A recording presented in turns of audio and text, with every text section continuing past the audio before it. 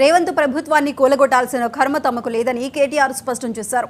ఈ ప్రభుత్వాన్ని ప్రజలే కూలగొడతారని తమతోనూ చాలా మంది ఇదే విషయం చెబుతున్నారని వెల్లడించారు. ఎంతో మంది నియంత్రణకు గుణపాఠం చెప్పిన ప్రజలు బంగ్లాదేశ్ తరహాలో రోడ్లపైకి వచ్చి ప్రభుత్వాన్ని కూలుస్తారని చెప్పారు. రేవంత్ కు ధైర్యం ఉంటే భద్రత లేకుండా జనంలోకి వెళ్లాలని సవాల్ చేశారు. సీఎం రేవంత్ ఆర్థిక పర్యావరణ దోపిడీపై విచారణకు డిమాండ్ చేశారు కేటీఆర్. ఎన్ని రోజులు భరించాలి దరిద్రాన్ని, ఎత్తవతల వాడే రాదుండ్రన్నా అంటున్నారు. మేము చేస్తామని చెప్పలేదు కదా, ప్రజలు చెప్తున్నారు, ఇట్లా అంటున్నారు. కొంతమంది అయితే మేము పైసలు కూడా చందాలు వేసుకొని ఇస్తాం రాబోయ్, వీళ్ళు కులగొట్టు రూకే లొల్లిందని అంటున్నారు అని కూడా చెప్పిండు. ఎస్, మాతో కూడా అంటున్నారు, కానీ మేము కులగొడతామని చెప్తలేం. ఎస్, ఈ ప్రభుత్వం దరిద్రం, కాంగ్రెస్ కరోనా కంటే డేంజర్, ఎస్ ఇవన్నీ కరెక్టే.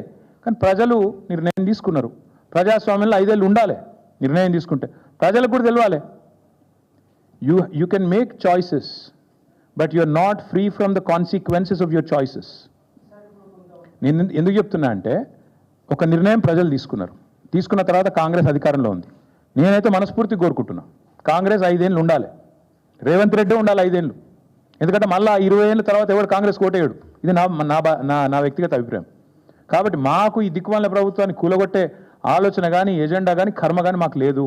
అవసరమైతే సందర్భం వస్తే ప్రజలే రోడెక్కుతారు, తొక్కి అవతల వాడేస్తారు. ఇంతకంటే పెద్ద పెద్ద నియంత్రణలే కొట్టుకపోయినారు. Thank you. వచ్చిన వాళ్ళు వచ్చి అంటారు. ఏలూరు జిల్లా పోలవరం ప్రాజెక్టులో 2వ రోజు